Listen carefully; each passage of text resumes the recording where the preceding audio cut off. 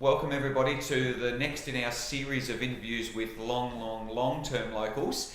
And today I am very fortunate to be sitting beside Jill Skerry, nee Dickens. So this is our closest connection to an interview with the Dickens family we're going to have. And Jill's going to tell us all manner of things, including, Jill, tell us a little bit about yourself and growing up in Bright.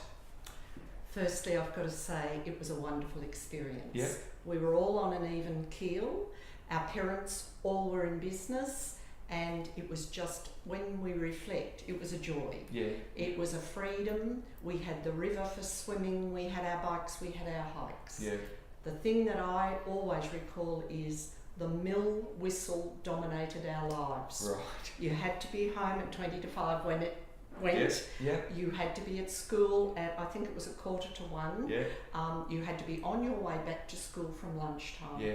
Various things like that. Bright has changed, we Mm. know that, and society's changed. Yeah. But I don't think there'd be a child of my era, which is the early 50s, Mm-hmm. who doesn't say what a wonderful free childhood we had. Mm-hmm. Our parents worked terribly hard to get this town up and going as a tourist industry. Because we had a big pine mill, Yeah. it shut. Yeah. The men of the town realised we needed to encourage. We already had a lot of tourists coming. 13 weeks was probably the tourist season, Yeah. and everybody worked so hard in that 13 weeks, and we kids were involved in that. Yeah, yeah. So, because if we talk a little bit about the Dickens history, your grandma, Eileen, so she was in accommodation booking before real estate, was that correct? Possibly. Yeah. It 1953 she started E.I. Dickens Real Estate, and of course I was only a babe, Mm-hmm. but it was word of mouth. Yeah.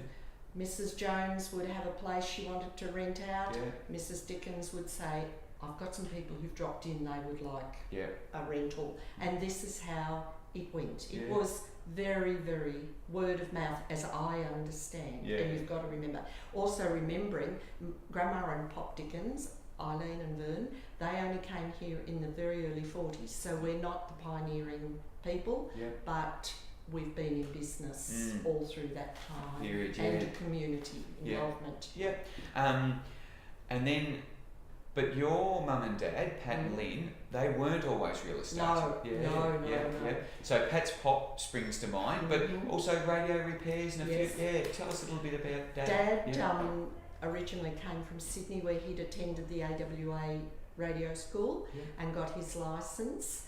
When he came to Bright, there was a gentleman called E.J. Smith, and up on Tintinder Lane and Mountbatten Avenue his property was, and he ran a radio and electrical. In the 40s, late-ish 40s, Dad and Pop bought that. Yeah. Obviously the gentleman was getting older. They transferred it to a property they'd bought, which is where Woolworths is. Yeah, right. Okay. Oh, the business from The down business, that end of town yeah, into into the middle of town. And we were next to the Star Hotel. Yeah.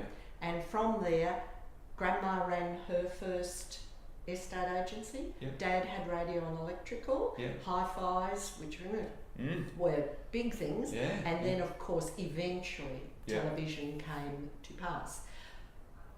Then the people of Bright decided in the early 60s, I believe it was, to build a motel. Yeah. And our home and that shop were acquired by Bright Pinewood Motel. Okay. Yeah. And the people took shares Yeah. to get that going Yeah. for extra accommodation in Bright for Go the on. tourists. Rightio. I yeah. still have a script at Yeah. home from Pop or Grandma or Mum and Dad Yeah. putting money into that. Yeah. And all the people did that to get the tourist industry going. Yeah. Isn't that interesting? Because, people looking at community energy and these sorts of things. Yakandana's got a good example of it's when they had no service station left in town, the community got together. But this is back in the 60s. Very early 60s. Might even be the late 50s. We need accommodation. We've all got to jump in and help. It's incredible. So it's a great community spirit. I mean, Bright still has a community spirit now that is intangible, and you know, it's interesting sitting in the chair as I do, talking to people coming to town now, how you're talking about the freedom that your childhood had at that point in our society. Well, people coming out of Melbourne are still talking about the freedom that a childhood that they can give their children Here. in Bright now, and it's very different to yours. I reflect on my conversation with Ronnie Lowen when Ron, you know, mentioned that one of the big things is he could walk to school and name everyone's house. Yes. And that's of course what you chatted to me before. No one had street numbers. No. That was just someone's house. That's right. Yeah. Mrs. So-and-so, Mrs. So-and-so. Yeah. And in later years with my mother, Lynn, we've done a little survey in our mind, walking up the street and saying, who owned all the shops? And it's fascinating. It is fascinating, too. isn't it? Yeah. Because as we've talked about, the history is so quickly lost. Oh, very. It takes a long time to get to there, but it's so quickly lost. So if you had to say the biggest change, I mean, you're home, you're seeing Mum at the moment, or say home because she's home, but back from Melbourne. The biggest change that really jumps out at you, I mean, you were nursing here, you were matron here for... No, not matron, but I nursed here at the Old Bright District Bush Nursing Hospital, where we had volunteer drivers. Our men of the town, if we needed a driver for the ambulance, we'd ring them up and they'd transfer to Wang.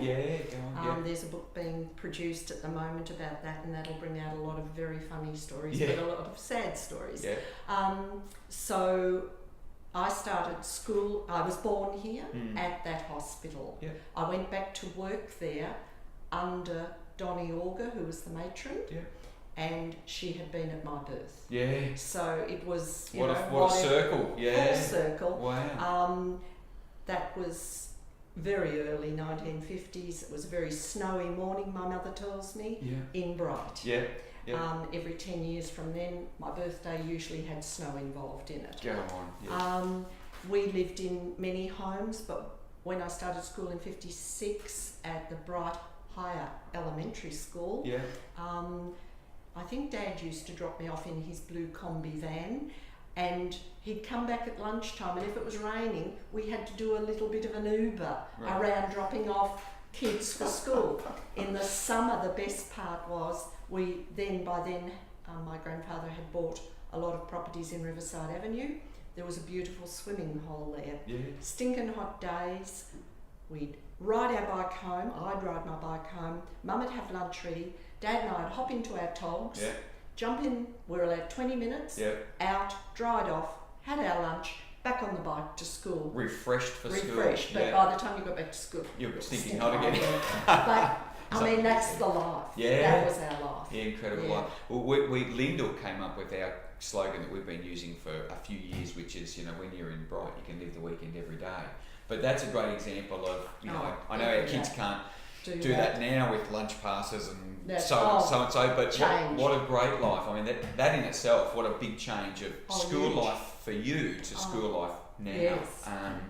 But yeah, so also if you had to reflect upon, as we're talking about, you know, Pat wasn't always in real estate, but was there a tipping point where your grandma said to Pat, okay, it's time, you need to come in, or how did he get into real estate? Like, what was well, it had gone from grandma to, it had been sold to a man called Tom Williams, and then after that, Dad and I was away from home by then, but Mum and Dad came into the business. Grandma was still the principal. And then a man called Dick Pearce, he'd been a long time friend of Mum and Dad's, and he came from Western Australia because he held a licence. And so Dickens Estate Agency then moved into that, and then Grandma still remained going down to the office every day, well into her late 90s. And so prior to that, my dad and Mum had purchased the Picture Theatre, late 50s, ran it for 17 years, every night in the summer a change of programme, chock-a-block. With choc tops? Well, no, that was from Aloysius Cafe next door, where we always tell the story. They had a lot of children. Because we were working late at night and they were working late at night, the kids used to fight who would that take Uncle Pat his pint of milk and cherry ripe bar up the fire escape and into the bio box. Yeah, right. Great times. Prior to that. My grandfather saw Hammer's Stores was for sale. He bought the whole lot and put Dad in as manager of a grocery, a licensed grocers. Yeah. There were 3 grocery shops in Bright, and people don't perhaps realise that today. Pop and Dad weren't drinkers, but they had to go to Melbourne to a judge to get a licence. And the first question was, what would you charge for a bottle of whiskey? And Pop had no idea, and he said some ludicrous amount, and the guy said, well, good luck, here's your licence. As simple as that. So as a child, I've had the best of life. My father manufactured soft drinks. He ran a theatre. So what more could a kid want? It's about as good as it gets, isn't it? So, Tom Williams, Dick and Tasma Pierce, these are all great old names. So then at some point, Pat and Lynn decided that they'd take it on solely, and they bought Tom and the Pierces out. Grandma as principal did that with Dad coming in. So, and they had a joyous time and brought Marilyn Stevens on board. He wanted her as his office manager. She tells a story about how that all came about, but and very successful, still smaller, and you probably still have the classic. Dad always reiterated that people would come on holiday, they'd come in and they'd say, look, we'd like about an acre with some fruit trees or nut trees and a creek running through it. He said, if I had that property every day, it'd sell. It'd sell. And he was always out and about. But in the meantime, he served on the Shire Council for 20 years and many times as the president. So his days were busy. One thing I must include, because anybody watching this who is of the old school, the biggest school day was the combined sports days up on the Sports Oval, October. And Dad would compare it. And we'd come from Harrodville, Wandy, Punka, Bright. And at the end of the day, dear George Loyces would turn up with his, I believe it was a station wagon, with the dried ice containers, with a choc wedge for every child and an orange. Go on, Just generosity to a T. And that's how Bright evolved. The business people of Bright just gave their all. I don't know how they all survived in business, but that's what they did. And community first, business second. Always. That's how it should be, by the way. That's right. So now, question without notice. I haven't prompted you on this. I'm told by a little birdie, who you will probably know, that there was a jingle for Pat's Pop. Was there not? There was. Can you sing us a bar or two? And yesterday, I got the only bottle left out of the study and showed it to a gathering I was at, and my mum's brother-in-law and Dad's brother-in-law wrote a jingle. It was Pat's Pop, drink Pat's Pop, and you'll all agree it's a most refreshing drink, Pat's Pop for me. Wow, I feel like giving a little clap there, by the way. That is something else, isn't it? And that, again, I mean, that sort of stuff's just gone if someone doesn't remember it and sing it to a gathering and all sorts of things. Or they all remembered. But I don't want to monopolise, but of course, supplying the Hotham Heights Hotel in those days, Pop and Dad had a Morris truck. They'd stack it with crates of soft drink. And they'd head off, and many times they got caught on the Hotham Road. Oh, I could imagine. It was just nearly, it's not going back to pioneering spirit, but it was before the days of a snowblower and all those sorts of things. And gravel road. It was. And if you got a whiteout, that was it. Just hunker down. Hunker down. Pull the rug up over the knees. That's right. That's how our lives have changed now. And my mother was a Gippsland girl originally, so we used to, in the very early days, go over to her family over the Dargo Road. We would take the combi van an axe, a shovel, Hessian bags, enough food for 2 days, and thermoses. Yeah. And that's how we travelled. Yeah. Because it was quicker than going through Melbourne. Yeah, it's amazing, isn't it?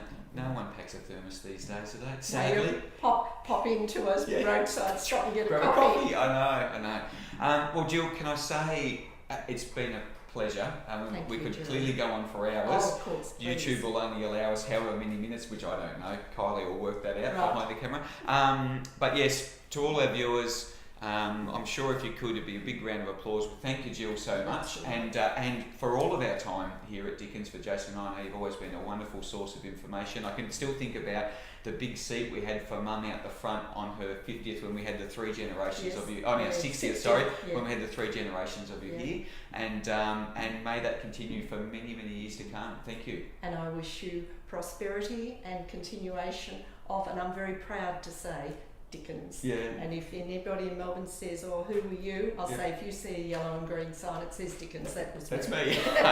Great way to let them know, isn't it? Thank you. Thanks. Thanks very much. Very good. Lovely.